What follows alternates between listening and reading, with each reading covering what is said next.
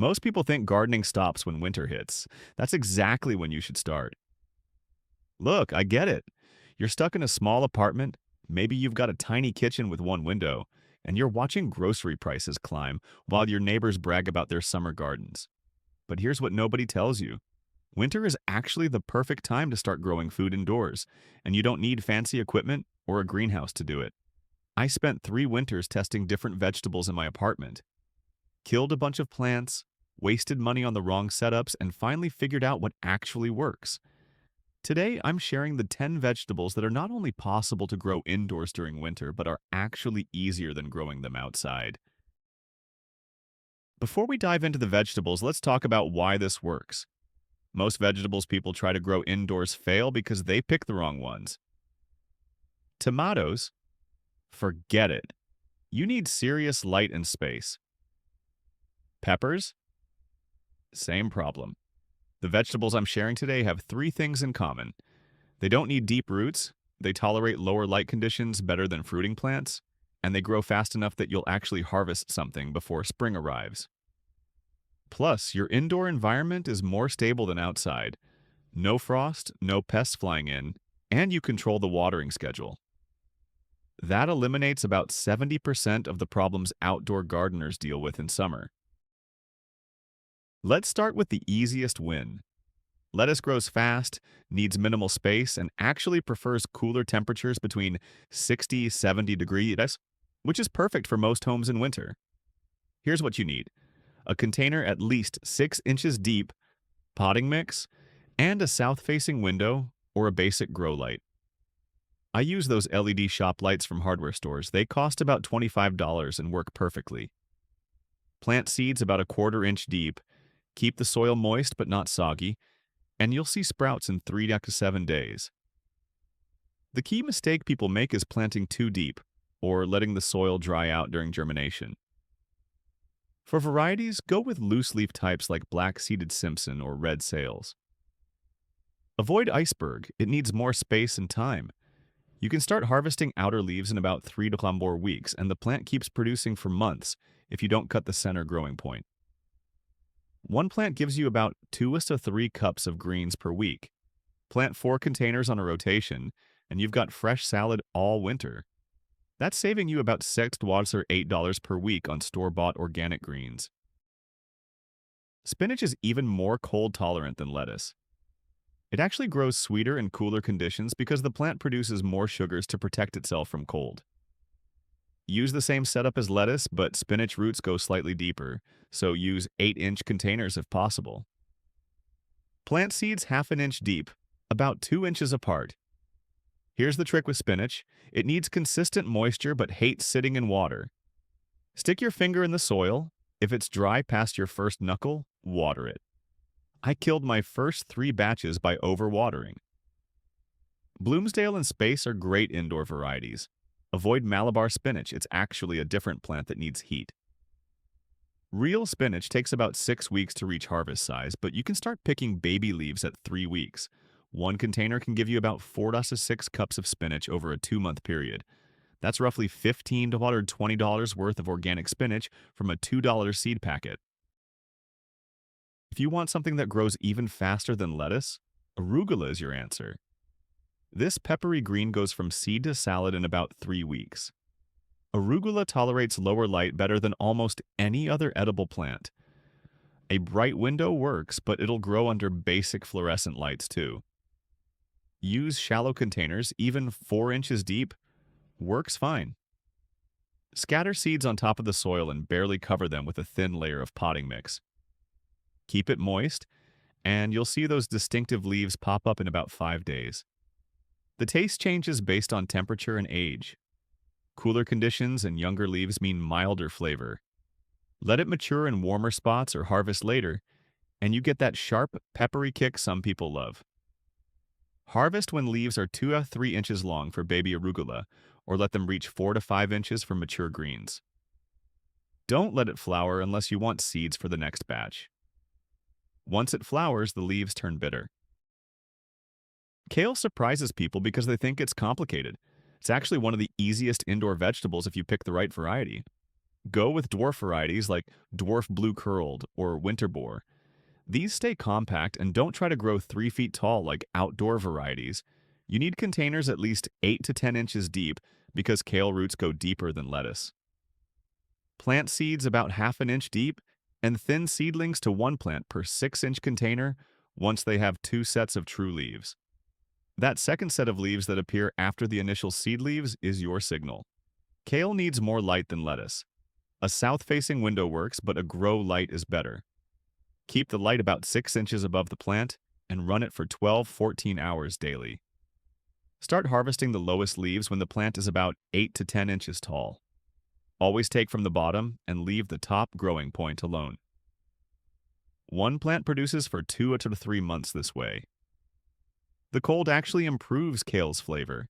If you can keep it in a cooler room around 60 to 65 degrees Celsius, the leaves develop a sweeter taste.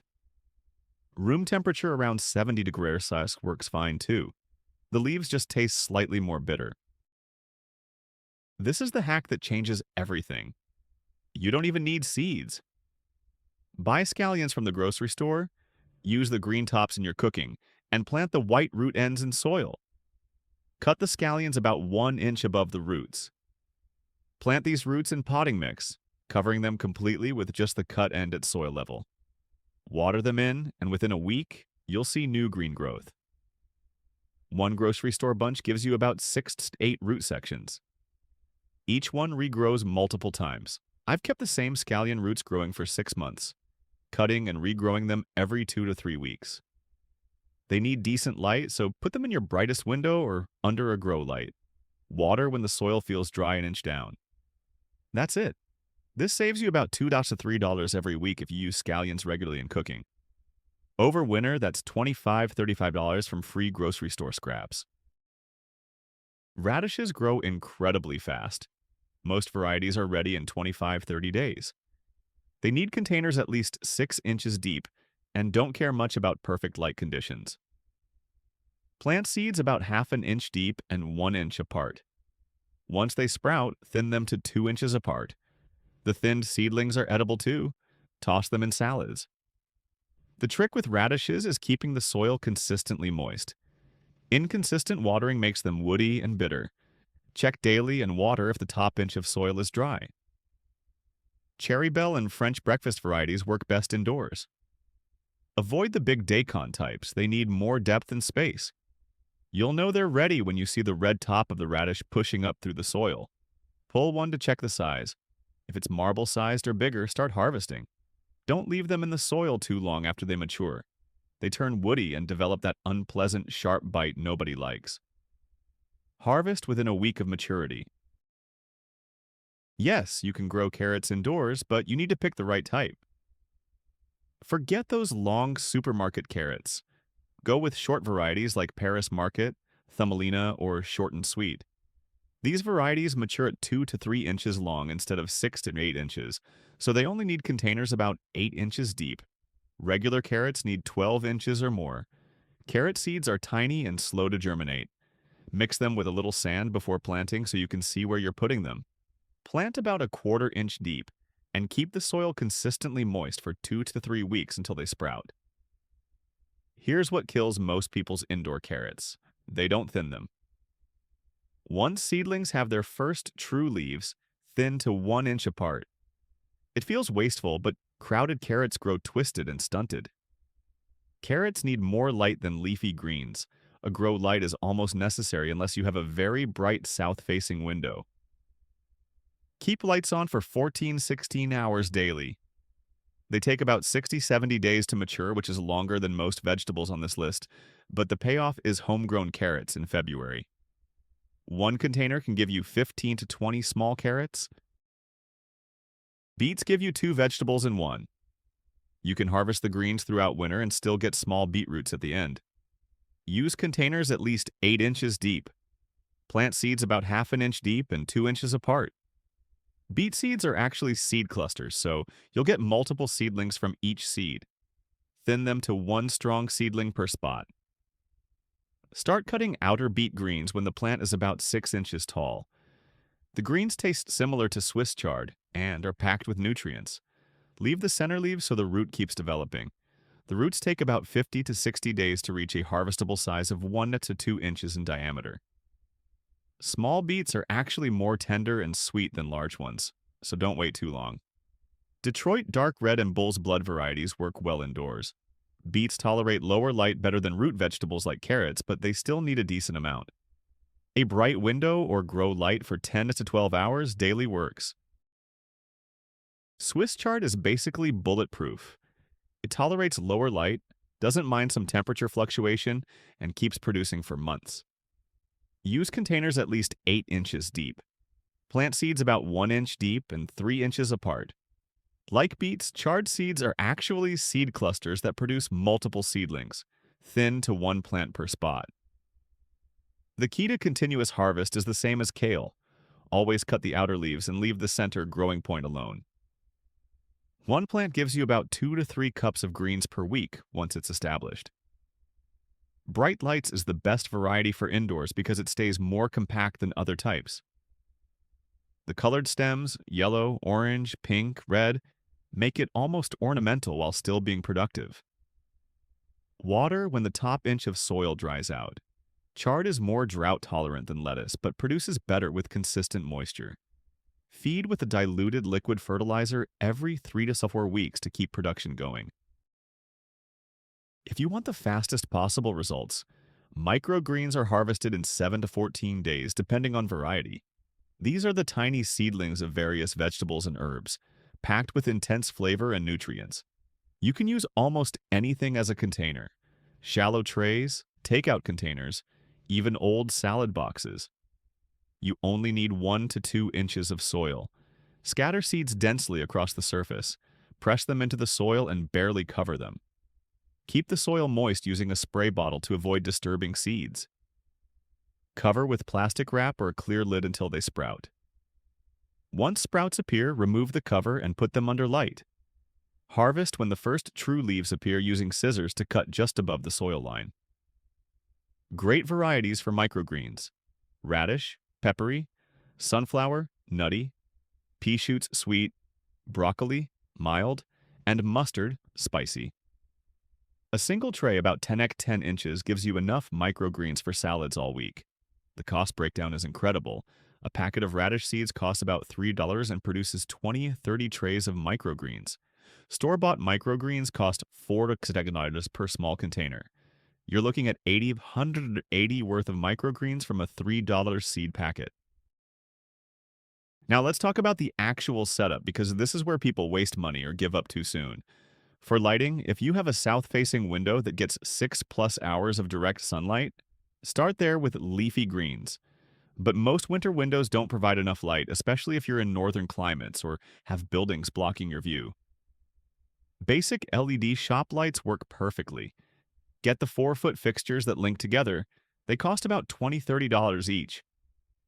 Hang them 4 to 6 inches above your plants and raise them as plants grow. Run them on a timer for 12–14 hours daily for leafy greens, 14–16 hours for root vegetables. Avoid those purple grow lights marketed for plants. They work, but they're overpriced, and that purple light is annoying in your living space. Regular white LEDs work just as well. For containers, drainage is everything.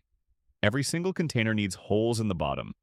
I've killed more plants with poor drainage than any other mistake. Put saucers underneath to catch water, but never let containers sit in standing water for more than 30 minutes. Use potting mix, not garden soil. Garden soil compacts in containers and drowns roots. Potting mix stays fluffy and drains properly while still holding moisture. I use whatever's on sale at hardware stores. Expensive specialty mixes aren't necessary. Temperature matters less than people think. Anywhere between 60 to 75 degrees works for these vegetables. Cooler is actually better for greens, but room temperature is fine. Avoid putting containers right next to heating vents or cold windows. More indoor plants die from overwatering than underwatering. Here's the simple test. Stick your finger in the soil up to your first knuckle. If it feels dry, water until water runs out the drainage holes. If it feels damp, wait another day. Different vegetables need different watering frequencies. Lettuce and greens need consistent moisture, so you might water every 2 to 3 days. Root vegetables can go longer between watering, maybe every 4 to 5 days. Microgreens need daily misting until harvest. The air in heated homes during winter is usually dry, which means soil dries out faster than you'd expect. Check plants more often than you think you need to, especially small containers that dry out quickly.